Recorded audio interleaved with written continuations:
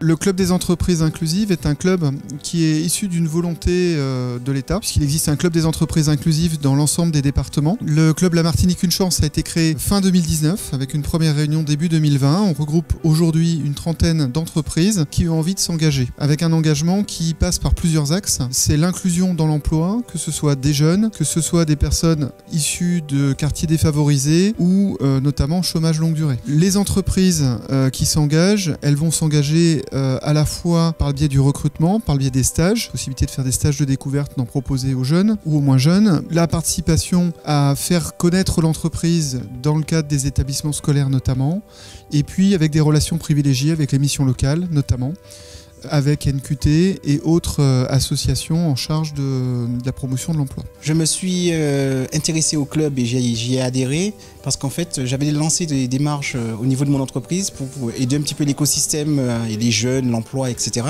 Et je m'étais rapproché de Madame Rézer qui s'occupe du PAQTE et on était aussi signataire de la convention d'avant qui était l'aide pour les quartiers à développer.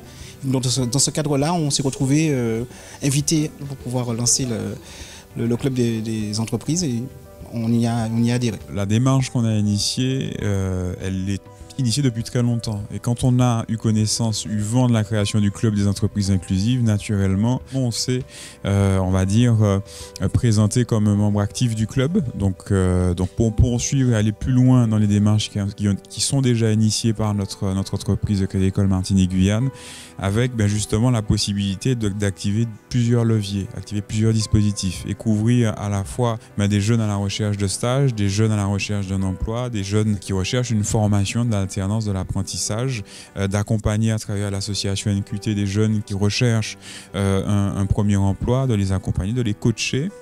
Donc le club permet justement d'aller plus loin, de partager aussi avec d'autres entreprises qui ont les mêmes engagements que nous,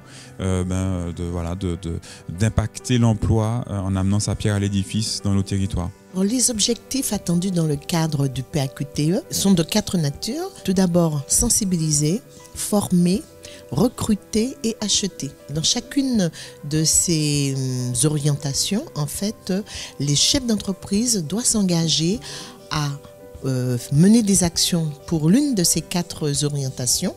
Et par rapport à cela, mon rôle consiste à l'aider à réaliser ses engagements, à lui faciliter les choses pour que justement il ne soit pas pris dans des méandres de relations, de choses à faire alors qu'il a besoin de développer son entreprise. Donc on lui facilite les choses et nous avons pour cela une structure associative qui est chargée de l'animation du PAQTE. Aujourd'hui, l'objectif de la réunion, c'était de faire un point d'étape. Depuis presque 2 ans que nous avons été créés. Nous étions une quinzaine d'acteurs autour de la table. Nous avons échangé sur nos pratiques d'inclusion, sur nos problématiques, en présence de missions locales, en présence d'agents de l'État, de NQT, pour pouvoir aller plus loin dans l'inclusion. Donc une journée riche d'échanges qui va nous donner, je dirais, de quoi travailler sur les semaines à venir. J'espère qu'on aura l'occasion de pouvoir faire un temps d'échange, de networking à la rentrée, si les conditions sanitaires le permettent.